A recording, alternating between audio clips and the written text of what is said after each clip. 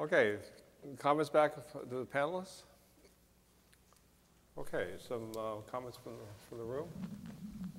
We'll take here, Ruby, and then here, and please. I have a question to people who have built new spaces or are planning to build new spaces. When you're out fundraising for those spaces, are you building in program endowment money when you're out fundraising? Because this seems, I mean, you know, to your point, this is absolutely critical to know that you're going to have the money to actually do the work that needs to be done. I'll take that one first.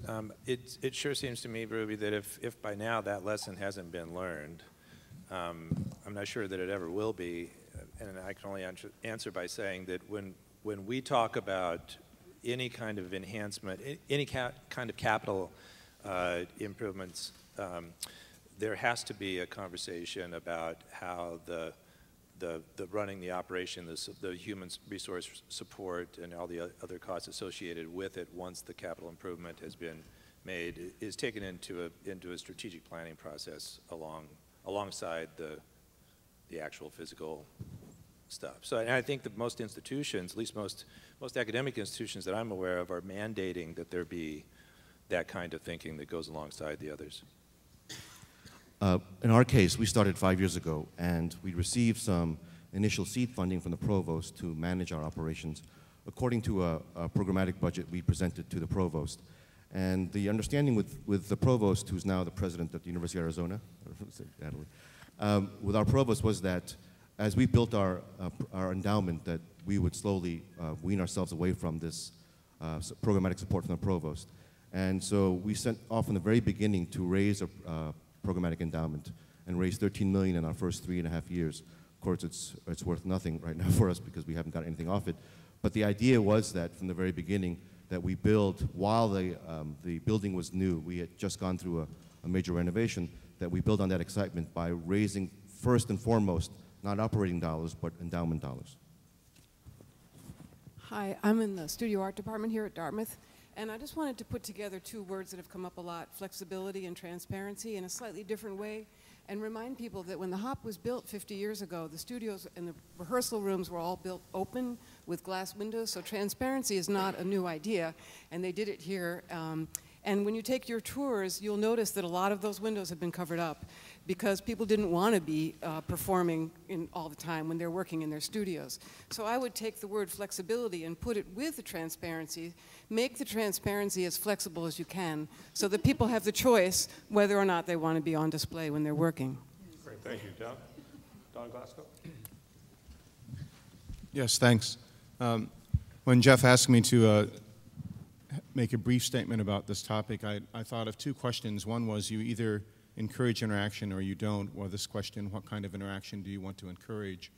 And I started thinking about Spalding because I've spent a lot of time here and have done close to 100 performances here in the last 35 years. And after a performance in this hall by student ensembles like the Barbary Coast Jazz Ensemble and the Gospel Choir, there's no real green room backstage, as some of you may have noticed. So the front of Spalding right here becomes this place where student performers and guest artists and families and friends gather to bestow compliments and make introductions and share stories and take photographs. So this post-concert interaction, social and informal, is the highest priority and is just as important to me as the music itself. And though the front of Spalding was never intended as a green room, in fact, that's what it is. A multi-use rehearsal space or performance space is not just for formal interaction and the creation of new work, but it's for informal interactions as well. The creative process is messy. Making art with students is particularly messy. And we need to allow our spaces the flexibility and freedom to be messy, realize that that will happen, and bring that awareness and intentionality to our design. Great, thank you. Ben? This whole discussion just raises for me a question of the relative importance in planning a building you're placing on presentation versus creation. And how much square footage you give up to which function, how you schedule those spaces, and how amply they're resourced. Because, I mean, speaking conventionally about most theaters have one rehearsal space per stage. The scheduling is pretty rigorously, pretty standardly slotted out. almost no theater rehearses with the set already built, for example, so the sing shop capacity. So there's a schedule that you fall into, and Jim Nicola of New York Theater Workshop said recently, part of the reason that the American theater is falling into a kind of homogeneity of the product that feels like McTheater is because of the uniformity of the way in which the work is created. That everybody has the same rhythm of design to execution, everybody rehearses 3 or 4 weeks, and if we really wanted to stretch the parameters of the art form, we should invest in radically different rhythm structures, et cetera, of how the work is made, at which point the resources come in, et cetera.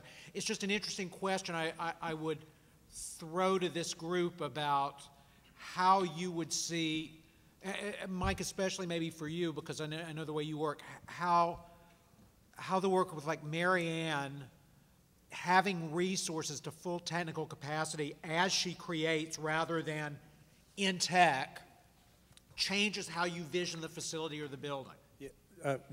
Make it really short. So the idea of the Cranor North project was actually driven by the desire to expand our capacity to help artists create new work. The primary goal of it is not presentation space, but the understanding is that new modes of experience, public experience and engagement will develop over time, so that we need to be thinking about it as a place for public experience as well as for creation of new work. The idea behind Cranor North is also to be able to support multiple artists engaged in multiple new creative projects simultaneously over staggered timelines.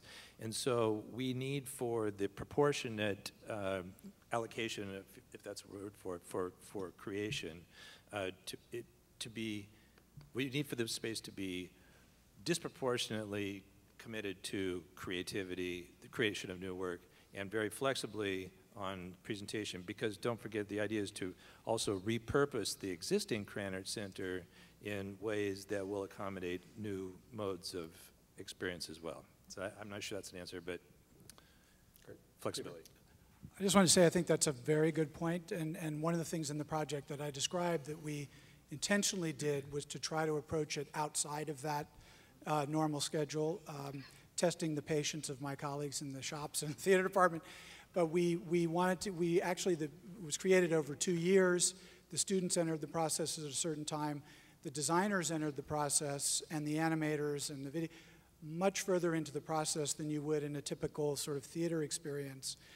So the flexibility of that kind of creative assembly, I think, is absolutely essential. The other component to your question, too, is the students. Again, if we want to get back to the students, how do the students work on an original piece or create something that needs a year or a year and a half or 2 years of process to create when you are dealing with an academic calendar, which is just as rigid as the production calendar? Right, thank you. Vika? No.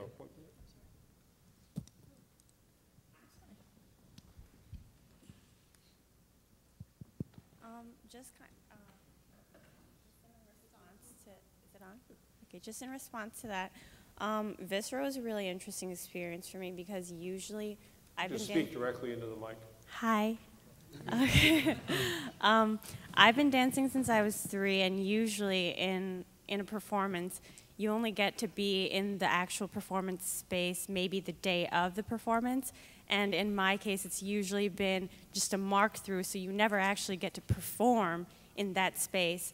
And what was really different about Visceral was we were on the Moore Theater stage 2 weeks before the performance. And we kind of needed that because it was a huge collaboration. We needed the lighting designer to be able to show us what he thought of. We had the sound people show us what their sounds were like. We were actually able to see the animation that people had been working on in their labs. And because, like Peter said, we were from all different departments. The dance department is like the southeastern corner of campus, and the Hopkins Center has a theater department. CS department's way up north. So we've never really seen each other. And to have those 2 weeks to finally get together, to see the people that you're going to be working with, that the names are on the posters but you'd never actually seen, that was actually a really valuable experience. So I hope that maybe in the future. I don't know if we were just lucky that we didn't have any performances in the Moore Theater 2 weeks before our show, so we were able to rehearse, but I don't know how it would have happened if there were other performances. We would have needed maybe an alternative space, the flexible laboratory spaces that people have been talking about today, something like that where we can actually have the collaboration take place and not just have it done the day of. Great, thank you. One last comment, I think, from Ralph, and then we're going to move on to the next panel. Well, I just want to essentialize kind of what already has been said, but from my particular artist point of view, that, you know, getting back to this idea of new buildings and just to be, I think, really mindful about the kind of tyranny that goes along with what that means, you know, funding and architects and the assumption that it's easier to raise money to build a new building than it is to raise money just to fund artists in residencies with what you already have. And I feel like a lot of times there's this leap over something that's really essential that just doesn't get done later. And then when you've got these new buildings and these great new theaters that are whatever, convertible or not, or, you know, successful or not, and then there's no money to bring artists to them, you know. And I just think it's really important to kind of, you know, think about those priorities. Emil, kudos, and I know, Mike, you do this, it's like all the time, so. I think it's important to kind of think about support and presentation, or support and, you know, in working with artists without necessarily thinking about the presentational element. Great. Well, thank you, and thank you to our panel.